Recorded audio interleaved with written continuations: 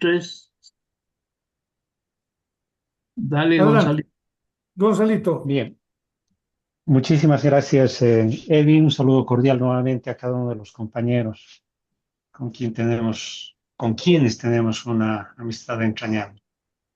En este momento el país está viviendo una coyuntura con posicionamientos dispares entre quienes asumimos y decimos defender la democracia, pero que tenemos criterios que en muchos casos más parecen, digamos, de una crítica destructiva, de carácter hasta conspirativa, ¿no?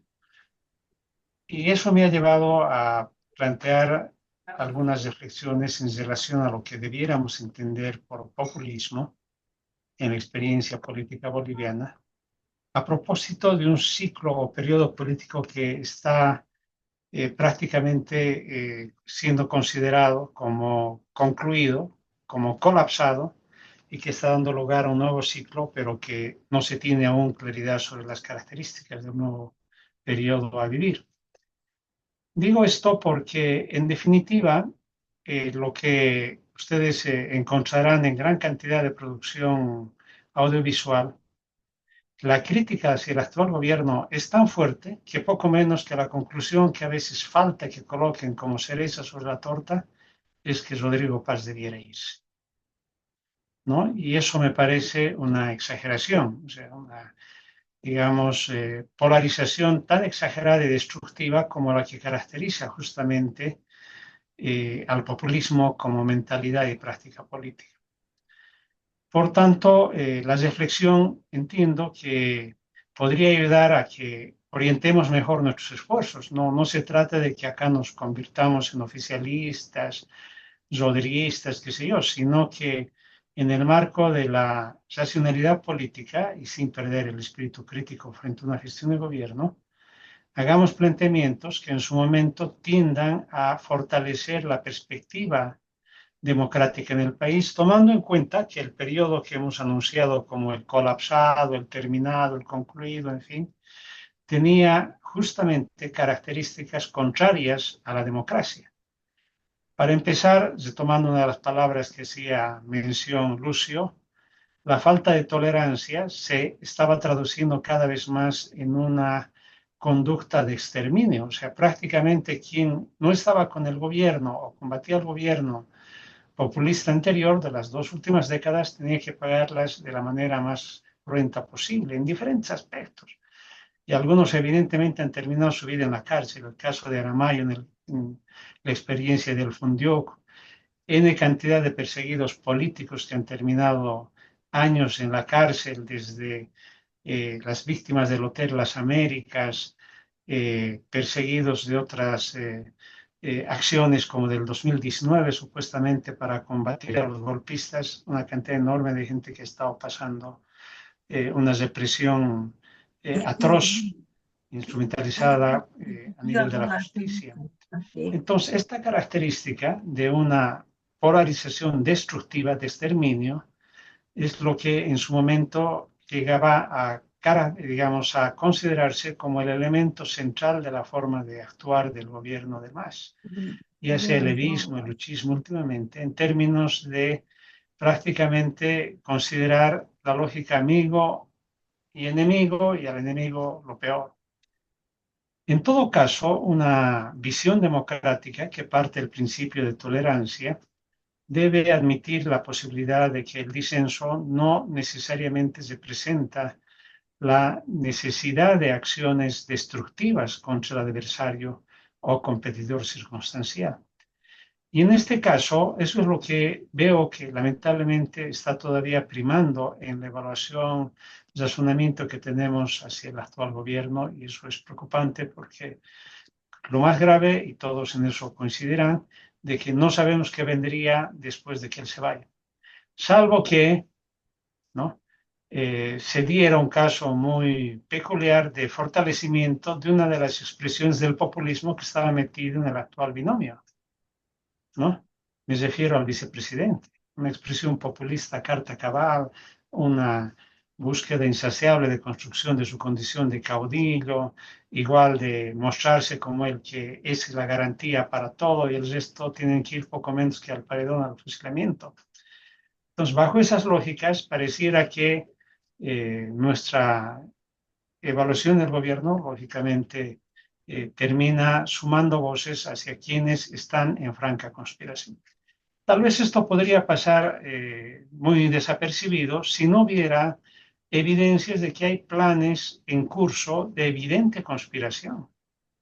Hay productos audiovisuales tan bien elaborados, poco menos que pintan al actual gobierno como antipatria, el traidor. ¿Qué no le dicen? ¿No? Yo me pregunto, o sea, ¿traidor a quién? No sé, tal vez Luis Arce podrá decir que se siente traicionado por estar en la cárcel y algo habrá hecho a favor de Rodrigo que debe pensar que le pagan mal. ¿Traidor a quién? Al país, a la patria, porque estaría entregando a manos privadas. No se ha privatizado todavía ninguna empresa, ni siquiera hay una ley al respecto, no sabe qué se va a hacer exactamente. ¿Traidor a quién? Al mismo, que evidentemente habría anunciado darle sus votos como una alternativa frente al tutismo, por así decir, pero ¿qué obligación tenía al respecto Rodrigo Paz, ¿no? De hacer florecer nuevamente las perspectivas de Evo Morales? No se entiende, ¿no? Entonces acá hay una lógica, una mentalidad arraigada, si se quiere, desde estas 2 décadas del populismo que nos están llevando a conductas que exceden lo que debiera ser una auténtica posición, si se quiere, constructiva o de oposición constructiva y llegamos, digamos, a aportar simplemente aguas a molino ajeno. Entonces, es una preocupación muy importante. Ahora, bien, es necesario tomar en cuenta que si hemos apostado por que se ponga fin al ciclo populista, ¿qué esperamos de Rodrigo Paz? ¿Un otro populista? ¿Tendrá condiciones para hacerlo? ¿Tiene liderazgo para ser el próximo caudillo? ¿Tendrá que asumir una persecución política indiscriminada a quienes se lo pongan? ¿Qué tiene que hacer? Creo que ahí, de todas maneras, es rescatable las posturas en el sentido de que debiera llamar al diálogo y sobre todo a la construcción de consensos efectivos, ¿no? Pero al respecto hay factores que están extrañamente, o tal vez tendrán su explicación y dejarán de ser extrañas esas conductas, ¿no? Que representan una especie de boicot a los intentos de construir acuerdos y consensos. Se convirtió en su momento en una piedra de toque el intento de censura al ministro de Hidrocarburos, que igual ya no está, ya se ha ido, bueno, no resolverá la imagen, la credibilidad, eso se evaluará después, ¿no? Pero ahí era la piedra de toque y resulta que en eso varios liderazgos nacionales apostaron por la censura, ¿no? Lo paradójico es que sus bancadas no respondieron y perdieron estrepitosamente, ¿no? Hubo 84 votos por el orden puro y simple, que es salvarle de la censura, contra apenas 58 votos expresos por la censura. Entonces, ¿eso qué demuestra? Que estos esfuerzos que se hacen por debilitar la imagen de un gobierno sin una perspectiva alterna, clara o de, digamos, un aporte constructivo efectivo, lo único que está haciendo es mostrar que no tiene correlato en la sociedad y en la población. Si ustedes evalúan todas las conductas, porque el populismo también recurre en esa su lógica de amigo y enemigo, a la movilización social, a la toma de las calles. Pero si evaluamos todas las acciones que se han venido desplegando, ninguna de ellas tiene una perspectiva, por mucho que hayan pretendido en cada una de ellas lograr la renuncia de Rodrigo Paz. La primera que fue contra el gasolinazo, donde se sumó la COP para tratar de dar la fuerza final, terminó pactando con el gobierno. La que viene después en relación al tema indígena sobre tierras, que se tuvo que debilitar, ¿no? Por su propia dinámica limitada en el planteamiento y que ahora está buscando ya de tener una imagen campesina e indígena. Se está sumando a la Confederación para tratar de insuflar fuerza a aquello que se ha venido debilitando. Se trató de encontrar una digamos, consistencia en el reclamo de mayor democracia o genuina democracia, como quieran llamar, a propósito de la no existencia de segunda vuelta en La Paz. Y se tiene a un Yahuasi marchando desde su comunidad hacia La Paz, pero que cuando llega al alto tiene que explicar el por qué su marcha iba disminuyendo en vez de aumentar. Entonces, estos esfuerzos, ya sea por vía de la calle, vía de la acción parlamentaria de censura sin ton ni son, es decir, con objetivos propiamente políticos, ¿no?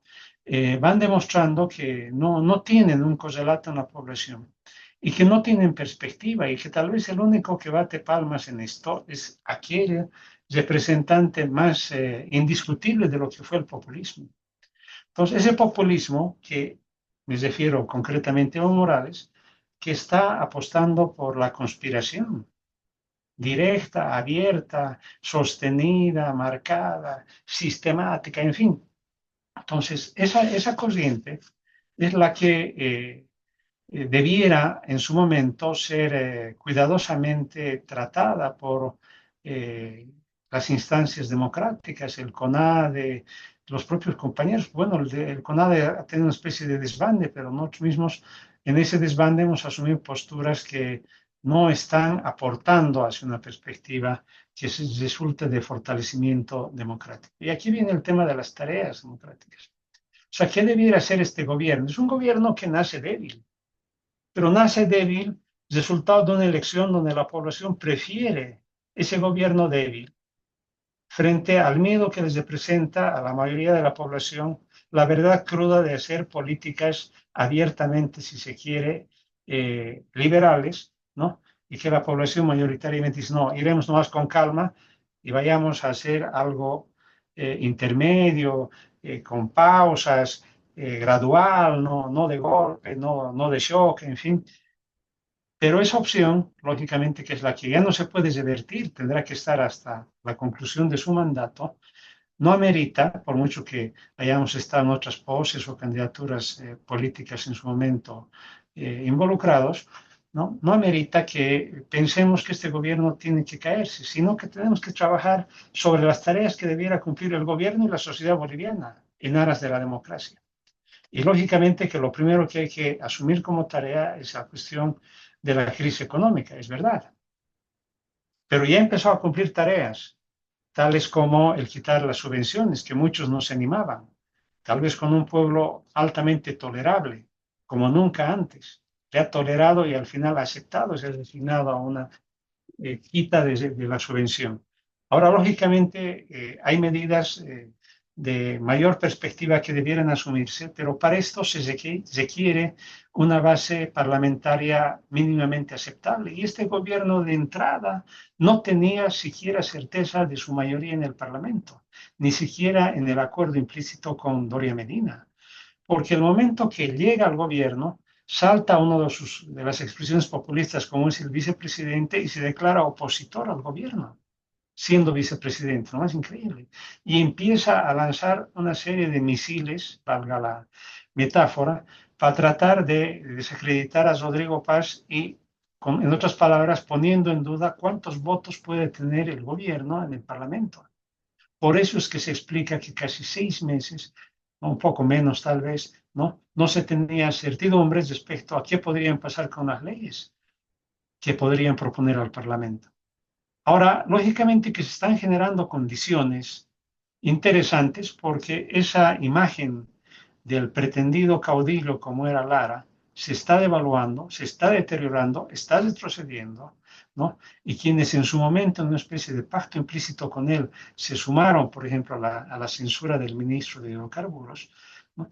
Se están creando condiciones como para que se pueda trabajar una especie de bloque parlamentario, más allá de las siglas de origen, que le pueda dar una base con miras a establecer leyes que sustenten políticas de mediano y largo aliento. Pero eso, lamentablemente, en su momento tal vez no se ha trabajado, porque bueno, si se buscó también un gobierno gradualista, un gobierno que vea las cosas con calma, no le podríamos decir ni le podemos reclamar, no, usted ya debería tener todas sus leyes hechas, no, es imposible, no es sincero, no es real.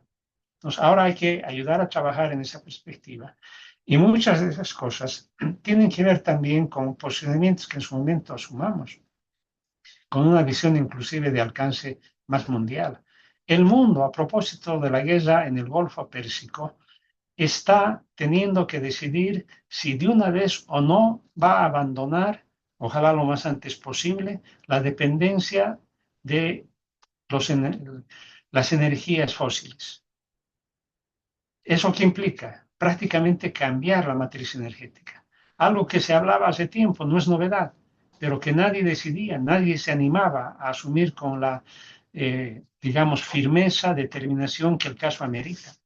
Y en este caso, si queremos hablar en serio, Bolivia debiera entrar a decidir eso y sobre eso debiéramos construir parte de los consensos nacionales. Esa es una tarea democrática, por ejemplo, totalmente diferente a lo que en su momento postuló el populismo, que se basaba en la explotación, aprovechamiento de las materias primas, en este caso recursos energéticos o vinculados a ella, ya sea hidrocarburos y después el litio, que no es directamente energético, sino un apoyo a la conservación de energía pues, para baterías, ¿no?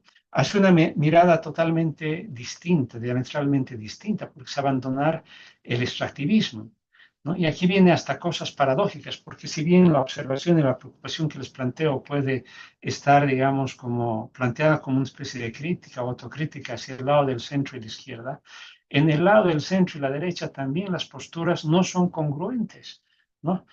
En el lado del centro derecha, digamos así, de la política boliviana, se ha cuestionado todo el tiempo lo que representa el rentismo y particularmente el extractivismo en el país. Pero paradójicamente para ellos lo más urgente, lo más importante, puede que en cierta medida tengan razón, pero no es congruente con esa crítica al extractivismo, ¿no? Cuando dicen lo más urgente y lo más importante es la ley de hidrocarburos, la nueva ley de hidrocarburos. ¿Y para qué? Para seguir siendo extractivistas, ¿no? O sea, una crítica al extractivismo para simplemente plantear, ¿no?, que debiera modernizarse, entre comillas, en el ámbito del financiamiento del extractivismo.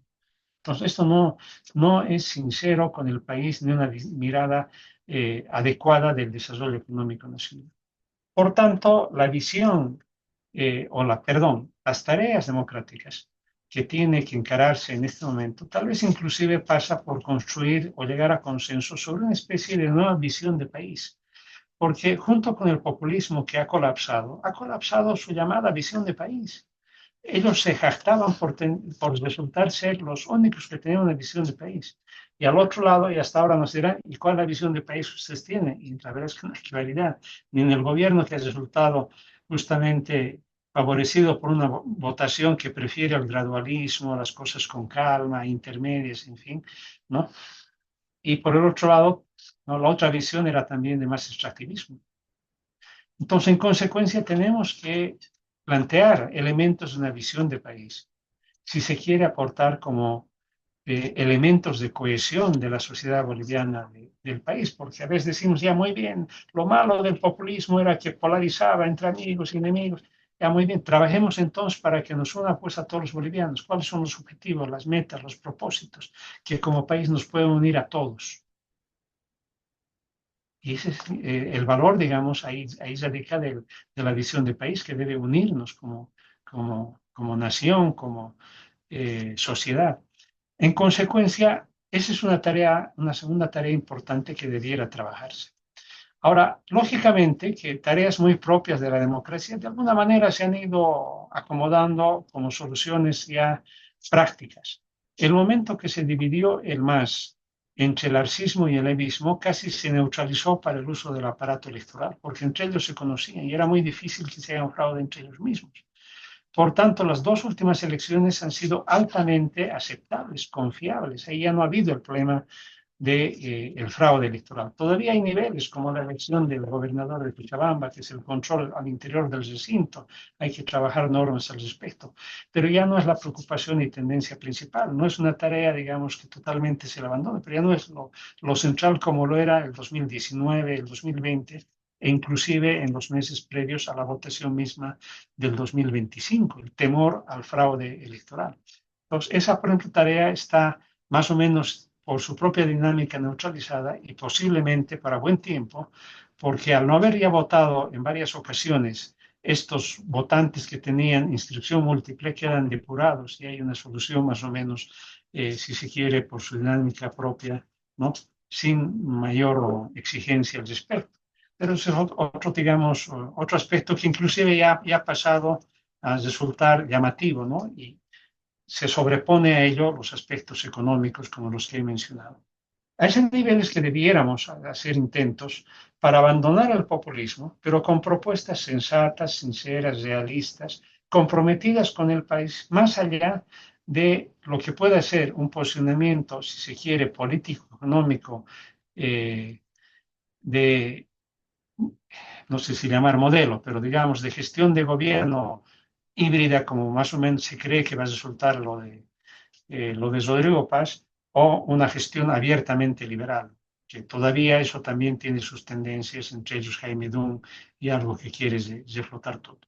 Pero en definitiva, más allá de eso, unirnos a todos y además exigirles, porque si parte de su discurso es que abandonemos el extractivismo de cualquiera de estas dos vertientes, o tres o más vertientes de estas perspectivas de centro, izquierda y centro y además derecha, ¿no? Debiéramos trabajar justamente los criterios que permitan unir al país. Entonces, para eso es que creo que el aporte que se debiera hacer es también en torno a políticas de Estado, porque una transformación energética no depende solamente de un gobierno, tiene que trascender más de un gobierno, dos, tres, cuatro gestiones. Por ejemplo, es imposible pensar cambiar todo el parque automotor en 4 o 5 años. Eso puede demandar a países europeos, los países les ha demandado décadas, puede demandarnos más de 2 décadas. Y se requiere compromisos más allá de una gestión de gobierno. Pero estos temas, si no se trabaja, si no se ayuda a trabajar en la mentalidad de la sociedad, lógicamente van a tardar, digamos, en llegar. Yo sinceramente pienso que van a llegar en definitiva, pero cuanto más tardemos, vamos a llegar con menos beneficios y con más complicaciones, por cierto, ¿no? Y si pudiéramos ahorrar el desarrollo político, económico y social del país en términos de tiempo hacia periodos más cortos, lógicamente ese es el rol de los actores políticos, sean partidarios o no, es decir, militantes o no de un partido o activistas de causas democráticas, como en el caso del CONADE. Entonces, en consecuencia, resumiendo todo esto, podríamos afirmar de que hay un colapso del ciclo populista, pero ese colapso no implica automáticamente que se borra todas las prácticas, mentalidades populistas, sino subsisten todavía tendencias que quieren ejecutar. Podríamos tener algunas recaídas en su momento, que hay que identificarlas, evitarlas, políticamente derrotarlas. No se trata de exterminio, de combates a muerte, etcétera, qué sé yo. Además, que en política nunca hay cadáveres políticos, ¿no? Y por otro lado, entre las conclusiones debiera ser que las tareas implican en este momento es tratar de unir al país en torno a causas políticas, económicas de largo aliento, es decir, políticas de Estado. La transformación energética es una de ellas, porque tiene relación directa con una efectiva forma de abandonar el extractivismo, por lo menos en el ámbito de la dotación de energía para la economía del país. Ese es el planteamiento, compañeros. Espero que sea de utilidad. Son reflexiones, no he hecho todavía documentos acabados al respecto y están, si se quiere, en calidad de borrador, pero creo que las circunstancias pueden hacer que sean útiles para llevar adelante algunas posibilidades de preguntas y debates que enriquezcan las ideas al respecto. Muchísimas gracias, querido Gonzalo. Has hecho uso de 23 minutos, así que te felicito porque realmente has resumido de un modo ejemplar. Por mi parte, yo quisiera agregar un elemento más de reflexión. Creo que es muy válida la reflexión que nos planteas. Creo que nos propones, además, como nódulos de ideas para poder desarrollar de repente nuevos conversatorios. Pensemos en eso. Am, yo solo quiero incorporar una visión crítica. Eh, el gobierno, eh, o por fuerza de las circunstancias o por algo más, se ha visto en la necesidad de montar el mismo carro. el mismo carro. Me refiero a que no ha habido una renovación sustantiva de la gente en el aparato del gobierno. Creo que esto cobra particular eh, énfasis en el caso del tema de hidrocarburos, porque en yacimientos y en el ministerio, en fin, en todo el andamiaje del Estado, no solo que no se ha cambiado a la gente en lo sustantivo, pues, bueno, se han cambiado las cabezas del ministro, viceministro, presidente de yacimientos, pero incluso ahí, ¿no? Se han elegido exfuncionarios o gente de carrera dentro de yacimientos para promoverlos. Pero ese no es el problema. El problema es que se ha mantenido la misma gente con los mismos vicios. El tema este de la gasolina sucia, la gasolina barata, ah, se estaba dando en el último tiempo del anterior gobierno ya. Es decir, las fallas mecánicas son por acumulación, pues en esta materia, ¿no? Y por experiencia personal, yo puedo asegurar que una acumulación mínima es de 3, 4 meses para que falle el sistema de inyección, el sistema de explosión, en fin, el sistema que hace funcionar el motor con el combustible. Entonces, si estas fallas comenzaron a producirse a partir del segundo mes del gobierno de Rodrigo, de Perogrullo el criterio es que esto se venía dando antes. ¿Por qué el actual gobierno no corrigió? ¿Por qué quiere decir que se ha seguido comprando el mismo tipo de gasolina sucia, barata? Le llaman gasolina, eh, no sé, tienen una serie de apellidos que le ponen, pero una gasolina que daña los motores, ¿no? Porque no está suficientemente depurada. Desde mi perspectiva es que no solo que se ha mantenido la gente que mantiene el negocio, algún analista decía ayer, el sindicato el sindicato del masismo en yacimientos les dobla el brazo a las autoridades nuevas, ¿no? Es decir, es más fuerte el sindicato que el gobierno. Eh, Mi sospecha es que además hay alguna gente que no solo sabe que se está manteniendo a esta gente que tiene ese hábito de aprovecharse del Estado, sino que se comparte los negocios. Entonces, yo creo que el problema tiene varias aristas, ¿no? Nos ha mencionado Gonzalito de un modo muy equilibrado lo que es posible analizar, pero en los hechos concretos yo veo que no solo que hay una permisividad con cierto tipo de funcionarios que vienen del autoritarismo masista, no solo con las personas, sino con oiga, los hechos concretos, pues la forma de robar al Estado, ¿no? Se está manteniendo hasta acá. Y esto es algo que la gente se da cuenta, la gente se da cuenta. Y pienso que nosotros debiéramos hacer eco de estas miradas ciudadanas, de estas visiones ciudadanas y decir algo al respecto, ¿no? Por mi parte, nada más eso. Por favor, tienen la palabra para, primero, en una ronda de intervenciones sobre la exposición de Gonzalito. La Después, palabra, el tema orgánico, ¿ya? la Dale palabra. igual, doctor, adelante. Sí, bueno, más que todo, para ganar tiempo, felicitar nuestro amigo Gonzalo por su importante disertación muy ilustrativa. Simplemente mencionar algunos elementos que para contribuir al debate. Cuando se produjo el resultado de las elecciones nacionales, sorpresiva, creo que para una gran mayoría de los bolivianos, pero igual lo asumimos con la esperanza de que pudiera iniciarse una frase que el más injustamente se ha apropiado, pero que sigue valiendo, verdadero proceso de cambio. ¿Ah? Y eso es lo que no se ha visto. Ahora, no lo digo en el sentido precipitado de no dar tiempo a una gestión que todavía tiene años para desarrollar su proyecto. Lo digo por las señales iniciales. O sea, a mí me generó una mala sensación, por ejemplo, cuando nombran su gabinete, se supo, por lo menos tenía la suposición de que iba a intentar convocar al mejor elemento humano que tiene la ciudadanía boliviana, así con una actitud amplia, al margen de la mezquindad política partidaria o de la mezquindad de la democracia cristiana o su oportunismo, ¿no? Y resulta que, por ejemplo, en el Ministerio de Justicia impone este loco del vicepresidente su adláter y que había tenido todo un prontuario demostrado y obviamente duró pocos, creo que 2, 3 días y en reemplazo de él ponen otro que había tenido el doble del prontuario del anterior, ¿me entienden? O sea, un abogado tras otro abogado, abogándose los dos. Y como tercera medida cierran el Ministerio de Justicia. O sea, ¿te das cuenta?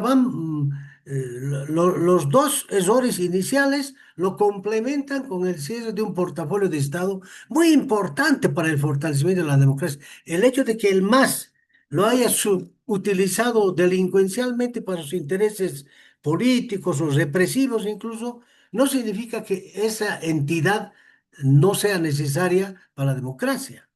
Para mí pues, fue una señal muy negativa que me frustró pues esa esperanza que tenía. Pero no solo en este portafolio de Estado, si ustedes se fijan, aconteció lo mismo en la ANH, en el propio yacimientos petrolíferos, donde los cargos duran muy poco. Entonces, estos elementos es importante que los analicemos en sus razones, ¿ya?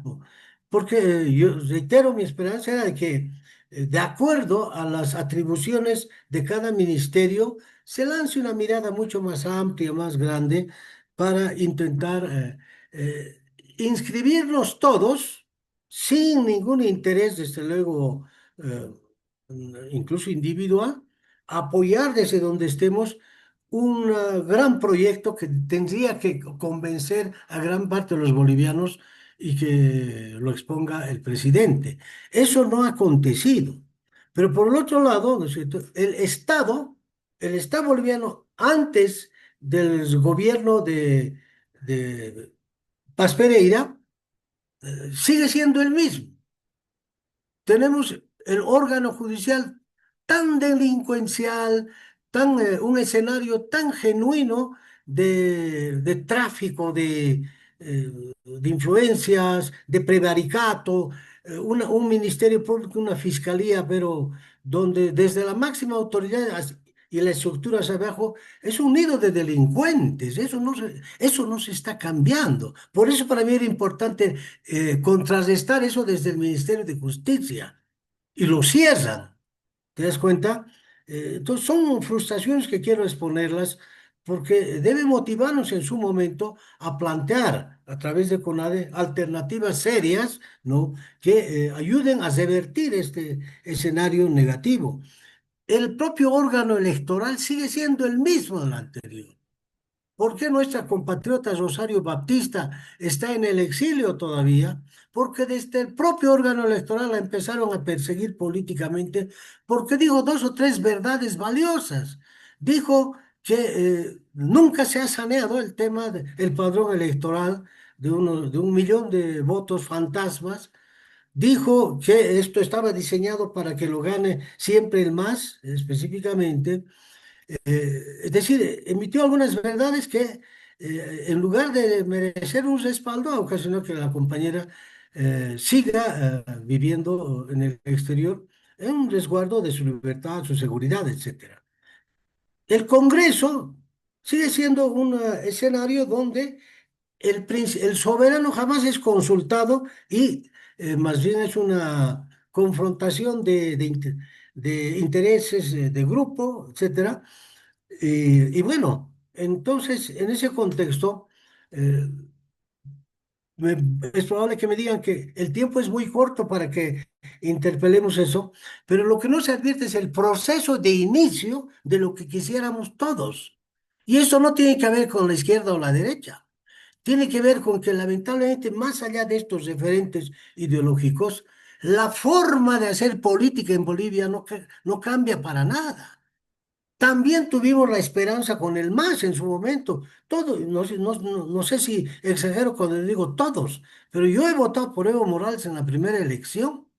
Y no se imaginan cuán decepción me ha llevado, porque sigo convencido de cómo se ha elegido a un delincuente, en ese momento delincuente en potencia, consolidado posteriormente por todo lo que ha sucedido y lo que sabemos de él. Pero no solo él, sino todo su entorno, ¿no es cierto? Entonces, mi deseo era pues que la figura de Paz, más allá de que no estaba en los cálculos políticos su llegada al gobierno, sea una figura distinta, pero que parece que la tradición de su progenitor y de otros se está imponiendo, porque ¿cuál es el antecedente del MIR? También hubo una esperanza, pese a que al rompimiento de los ríos de sangre hubo una esperanza, pero terminó el presidente perdiendo hasta la visa por sus vínculos con el narcotráfico. Y el pragmatismo político los invadió y parece que ese aprendizaje de pragmatismo se ha convertido en un legado consanguíneo.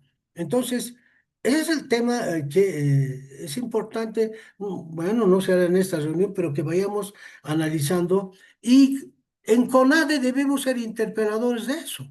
Estoy de acuerdo con algunas reflexiones que lo ha planteado nuestro amigo Lucio González, y es por eso necesario que esta entidad eh, continúe con estos debates, pero en función de ir generando un discurso que sea reflejo de la cotidiana y grande preocupación ciudadana que aún no está siendo allanada. Ahí me quedo.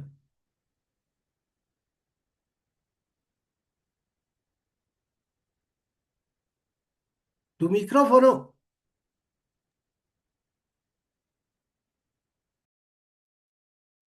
Eduardo, tu micrófono. Sí, igual se va a cortar en un minuto. Paulino, cuando volvamos a entrar, empiezas vos, luego ha pedido el Sergio. Eduardo, tu micrófono ya está abierto. Ya, sí, sí, era Ok, para cederle la palabra a Paulino, pero salgamos, ¿no? Volvemos a entrar con el mismo link, por favor. Ya, Gracias. todos los ok. esperamos. Ya, chao, chao.